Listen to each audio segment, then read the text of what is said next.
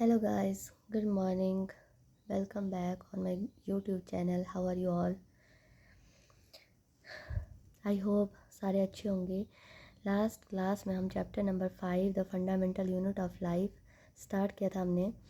उसके बारे में हमने तीन लेक्चर हमने पढ़ लिए थे, जिनमें हमने what is the cell and what is the living organism made up of and what is the cell made up of, structure organisation of the cell and different organelles इसके हमने पढ़े थे। सेल वॉल, न्यूक्लियस और कुछ activities भी हमने देखी थी।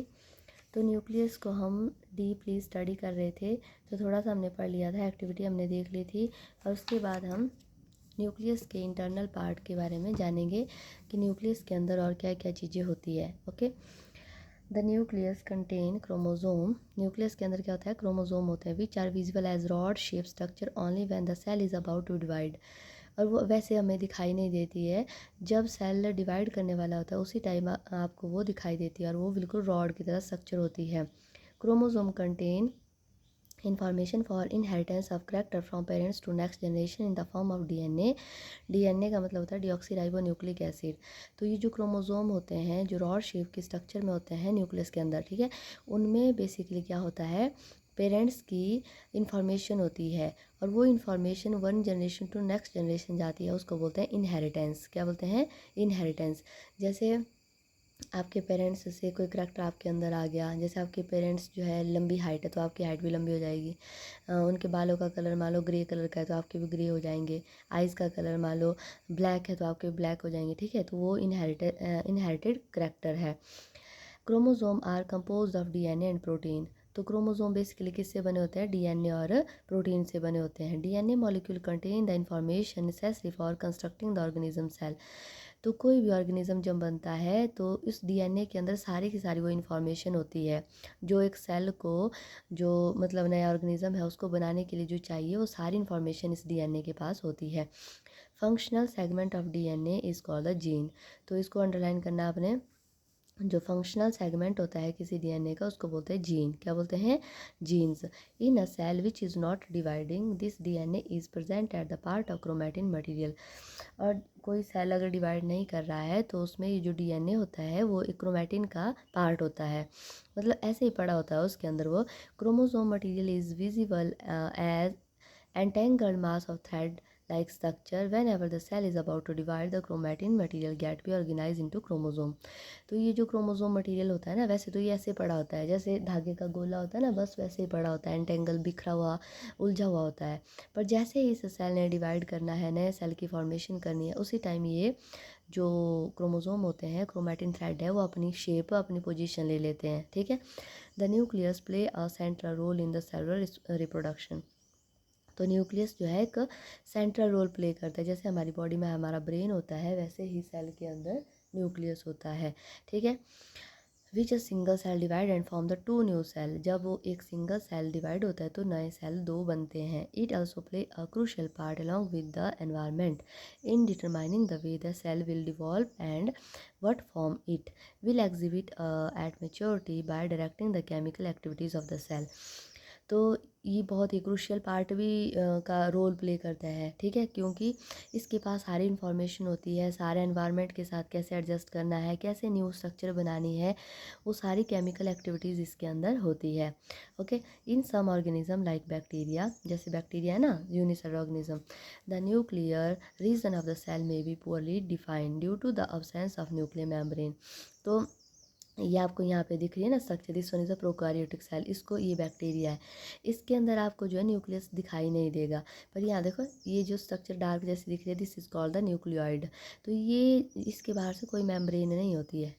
पर जो आपका एनिमल सेल है, प्लांट सेल है, उसमें यहाँ पर एक मेम्ब्रेन होती है, ठीक है। वेल डिफाइंड न्यूक्लियस बोलते हैं, इसमें वेल डिफाइंड नहीं होता है तो इसको न्यूक्लियाइड बोलते हैं। Okay, such undefined nuclear region containing only nucleic acid is called the nucleoid. इसमें सिर्फ और सिर्फ न्यूक्लिक एसिड होता है, इसमें प्रोटीन नहीं होती है। ओके, और such organism whose cell lack of nuclear membrane is called the prokaryotes। pro means primitive और primary, karyotes mean nucleus। okay, organism with the cell having a nuclear membrane is called the eukaryotes। तो ऐसे organism जिनमें nuclear membrane होती है nucleus के बाहर, उनको बोलते हैं eukaryotic organism। Prokaryotic cell also lack most of the other cytoplasmic organelles। तो जो प्रोकैरियोटिक सेल होते हैं उनमें बहुत सारे ऐसे ऑर्गेनेलीज हैं जो प्रेजेंट नहीं होते हैं। Many of the function of such organelles are also performed by poorly organized part of the cytoplasm। तो उनमें कहाँ से फिर वो जो फंक्शन है वो होते हैं, तो जो पुअरली ऑर्गेनाइज पार्ट होता है साइटोप्लाज्म के अंदर जो बिखरे हुए पार्ट होते हैं वही उन फंक्शन को पूरा करते हैं। The chlorophyll in photosynthetic prokaryotes bacteria is associated with membranes vesicle. जो क्लोरोफिल होती है ना फोटोसिंथेटिक प्रोबैक्टीरिया में, बैक्टीरिया होते हैं जो ग्रीन कलर के होते हैं, वो क्लोरोफिल होती है उनमें, तो उनमें मेम्ब्रेनस वेसिकल होते हैं, but no with the plastid in the eukaryotic cell. पर उनमें कोई प्लास्टिड नहीं होता है, कोई यूकैरियोटिक सेल की तरह प्लास्टिड नहीं होता है। उनमें जो ग्रीन कलर की स्ट्रक्चर होती है वो उनकी मेम्ब्रेन के साथ अटैच होती है। ओके, तो देखो ये स्ट्रक्चर दी हुई है ना। तो ये जो इसके इस साइड को दिए हुए हैं हेयर की तरह स्ट्रक्चर, इनको फ्लैजिला बोलते हैं। और इनके सरफेस के ऊपर ध्यान से देखो तो ये बिल्कुल छोटे छोटे हेयर दिख रहे हैं, ये इनके सिलिया होते हैं। और यहाँ पर दिखाई नहीं दे रहा है पर ये जो है राइबोसोम्स होते हैं, ऐसे राउंड कलर के स्ट्रक्चर होंगे राइबोसोम। और इसमें प्लाज्मा मेम्ब्रेन होती है, पर इसमें न्यूक्लियस के बाहर से कोई मेम्ब्रेन नहीं होती है, तो इसके कारण इसको न्यूक्लियाइड बोला जाता है, ना कि न्यूक्लियस बोला जाता है। ओके, और ये सेल वॉल है, और इसके साथ ये जो राउंड जैसी स्ट्रक्चर होती है इन अंदर की तरफ को ये वेसिकल बने होते हैं, मेम्ब्रेनस वेसिकल। ठीक है, तो ये बेसिकली क्या करते हैं, फोटोसिंथेसिस में हेल्प करते हैं। अंडरस्टैंड। तो इसको थोड़ा सा मैं आपको बता देती हूँ। जैसे यहाँ तक हमने न्यूक्लियस का ये स्ट्रक्चर दिखा था, तो न्यूक्लियस के अंदर मैंने बोला था कि एक डार्क स्ट्रक्चर होती है जिसको क्रोमैटिन बोलते हैं। क्रोमैटिन का मतलब होता है densely thick structure which have chromatin which have chromosome. अगर मैं इसको जूम करके देखती हूँ, ठीक है, इसको मैंने जूम करके देखा तो इसके अंदर क्या दिखता है, तो इसके अंदर बेसिकली आपको इस तरीके की थ्रेड की तरह स्ट्रक्चर दिखाई देगी। ठीक है, ऐसे एंटेंगल्ड होते हो। जब ये सेल डिवाइड करने के लिए जाएगा, ठीक है, जब ये सेल डिवाइड करने के लिए जाएगा तो ये एंटेंगल्ड स्ट्रक्चर जो है क्या करेगी, ये आपके बाइवेलेंट बना लेगी इस तरीके से, ऐसे जोड़े जोड़े बना देगी ये। ठीक है, तो इस तरीके से ग्रुप बना देते हैं ये। तो ये न्यूक्लियस के अंदर हो रहा है। ठीक है, तो ये जो है अब आपका जो क्रोमैटिन थ्रेड है वो बिल्कुल इनको बोलता है क्रोमोजोम। क्या बोलते हैं इनको, क्रोमोजोम। तो ये क्रोमोजोम फाइनली क्या करते हैं, डिवाइड करते हैं, फिर ये सेल जो है दो पार्ट में डिवाइड होता है। ठीक है, अगर मैं इसको बना दूँ कि किस तरीके से ये डिवाइड होते हैं, तो ये जो आपकी स्ट्रक्चर है ये कुछ इस तरीके की आपको दिखेगी।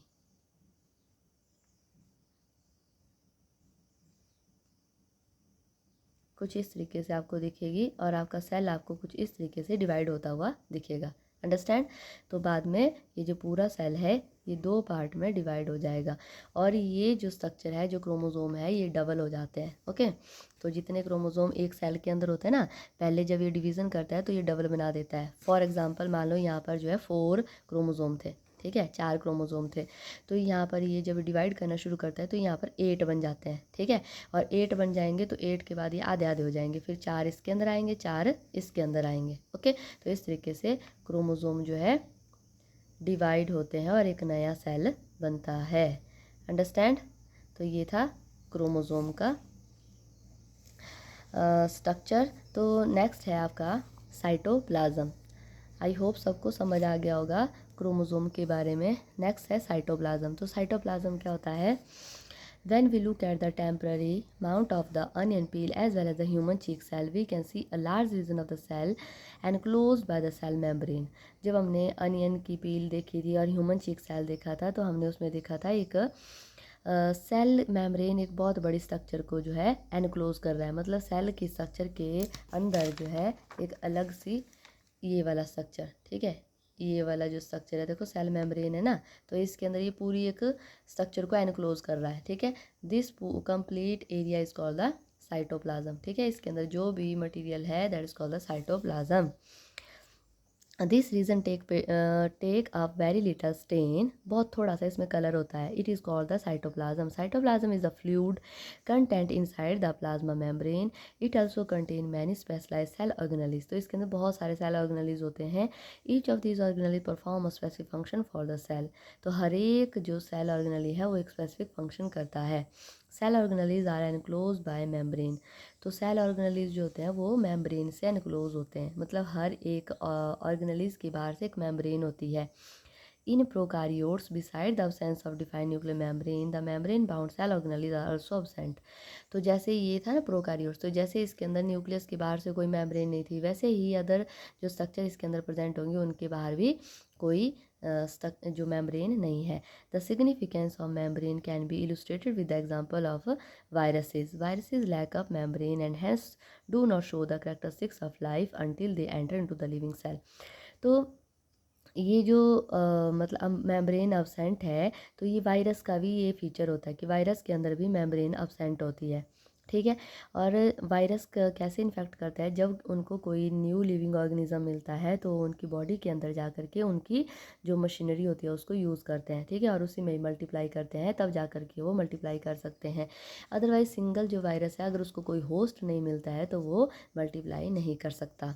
ओके, तो यहाँ पे आपने इसको फिल करना है, प्रोकारियोटिक सेल और यूकारियोटिक सेल में क्या डिफरेंस है। साइज जनरली इसका 1 to 10 माइक्रोमीटर होता है प्रोकारियोटिक का, और इसका जनरली 5 to 100 माइक्रोमीटर होता है। न्यूक्लियर रीजन इसमें वेल डिफाइंड नहीं होगा, ठीक है, it is not well defined, so it is called the nucleoid. और न्यूक्लियर रीजन इसमें वेल डिफाइंड होता है न्यूक्लियर मेम्ब्रेन के थ्रू, मतलब न्यूक्लियस के बाहर मेम्ब्रेन होती है। क्रोमोसोम इसमें सिंगल होता है और इसमें मोर देन 1 क्रोमोसोम होते हैं। मेम्ब्रेन बाउंड सेल ऑर्गेनेलिस में अब्सेंट होती है और इसमें membrane bound cell organelles present होती है। ओके, तो ये सारा डिफरेंस है। Next one is the cell organelles. तो सेल ऑर्गेनेलिस जो है हमने लास्ट क्लास में भी पढ़ी थी, थोड़ा सा इसके बारे में स्टडी करते हैं। सेल ऑर्गेनेलिस कौन कौन सी है। Every cell has a membrane around it to keep its own content separate from the external environment. हर एक सेल में ना एक मेम्ब्रेन होती है अंदर, मतलब हर एक जितने भी ऑर्गेनेलिज है वो एक दूसरे से सेपरेट हो सके, अदर एनवायरनमेंट से अलग रह सके, उसके लिए उनके बाहर से मेम्ब्रेन होती है। Large and complex cell, including the cell from the multicellular organism, need a lot of chemical activity to support their complicated structure and function. तो जितने भी लार्ज और कम्प्लेक्स सेल्स होते हैं ना, उनमें बहुत सारे मल्टी सेलुलर एक्टिविटीज़ होती है, केमिकल एक्टिविटीज़ होती है। वो सारी की सारी एक्टिविटीज़ इतनी कॉम्प्लिकेटेड कॉम्प्लेक्स होती है कि उनको सेपरेटली वर्क करना पड़ता है। टू कीप दिस एक्टिविटी और the different kind of separate from each other, this cell use the membrane bound like structure. तो ये सारी एक्टिविटीज़ एक दूसरे के साथ मिक्स ना हो, तो इसके लिए हर एक ऑर्गेनेली के बाहर से एक बाउंड मेम्ब्रेन होती है, ठीक है, within themselves. This is one of the feature of the eukaryotic cell that distinguish them from the prokaryotic cell. तो ये एक डिस्टिंग्विश मतलब सेपरेटिंग फीचर है। ये आप डिफ्रेंशिएट कर सकते हैं यूकारियोट और प्रोकारियोट्स के बीच में। अगर आपको कोई डायग्राम दी है उसमें अगर आप देखते हैं कि उसके कोई भी स्ट्रक्चर है उसके बाहर से अगर मेम्ब्रेन दिख रही है, दैट मीन्स वो आपके यूकारियोटिक स्ट्रक्चर है, ठीक है, क्योंकि उसके बाहर से मेम्ब्रेन होगी। Some of these organelles are visible only with an electron microscope. तो ये जो ऑर्गेनेलीज होती है ये इलेक्ट्रॉन माइक्रोस्कोप से देखी जा सकती है।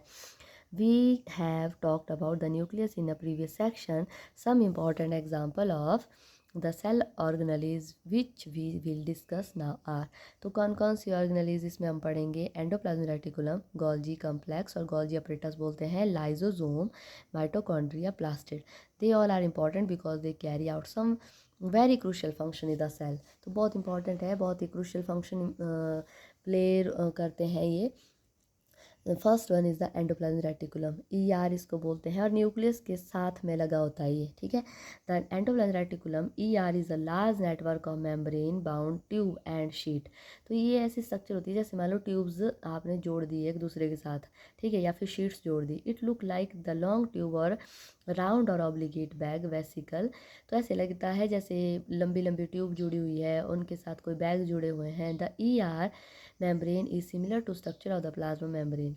तो इसकी स्ट्रक्चर भी बेसिकली प्लाज्मा मेम्ब्रेन की तरह होती है। There is 2 type of ER, rough endoplasmic reticulum and smooth endoplasmic reticulum. Rough endoplasmic reticulum look rough under a electron microscope because it has particle is called the ribosome. तो rough को क्यों बोलते हैं rough, क्योंकि उनके surface के ऊपर ribosome होते हैं, ठीक है।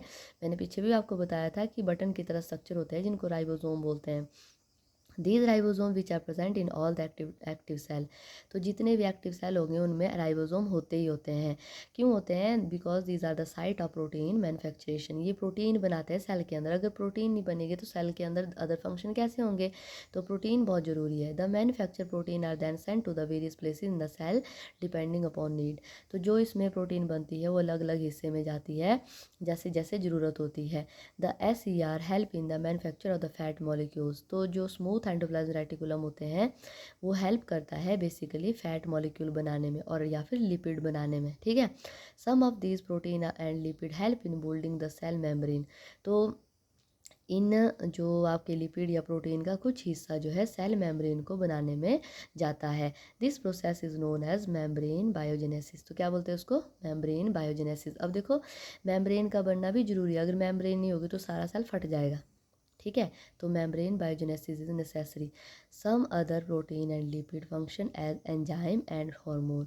तो कुछ अदर प्रोटीन एंड लिपिड जो है वो फंक्शन करती है एंजाइम और हार्मोन की तरह। Although the ER varies greatly in appearance in different cell. तो ये जो ER है ना वो जनरली वेरी करता है डिफरेंट सेल में। It always form a network system. तो ये हमेशा एक नेटवर्क की तरह काम करता है। ओके, थोड़ा सा स्ट्रक्चर में आप देख लो। ये एनिमल सेल का स्ट्रक्चर है।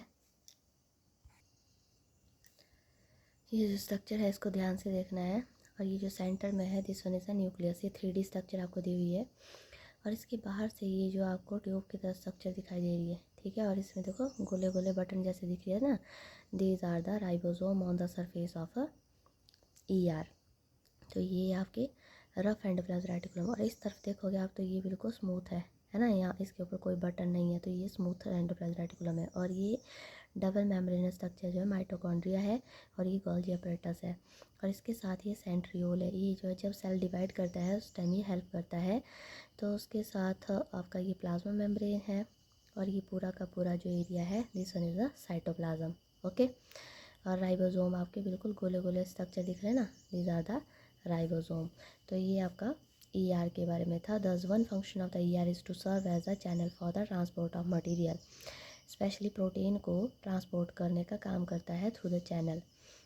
और किसके बीच में होता है ये ट्रांसपोर्ट? साइटोप्लाज्म और बिटवीन द न्यूक्लियस, ठीक है। ER also function as a cytoplasm framework providing a surface for some of the biochemical activities. तो ये जो है ER बायोकेमिकल एक्टिविटीज़ के लिए भी सरफेस प्रोवाइड करता है। In the liver cell of the group of animals is called the vertebrate. Smooth endoplasm reticulum play a crucial role in detoxification many poison and drugs. तो human being या फिर animals के case में जो SER होता है ना, smooth endoplasm reticulum होता है, वो बड़ा इंपॉर्टेंट रोल प्ले करता है। क्यों? क्योंकि कोई बॉडी में अगर ड्रग्स या फिर कोई पॉइजन एंटर करता है तो उसको डिटॉक्सीफाई करता है। ओके, तो इसको हम नेक्स्ट क्लास में करेंगे। Thank you. अगर आपको मेरी वीडियो समझ आ रही है, अच्छी लग रही है तो please like share and subscribe.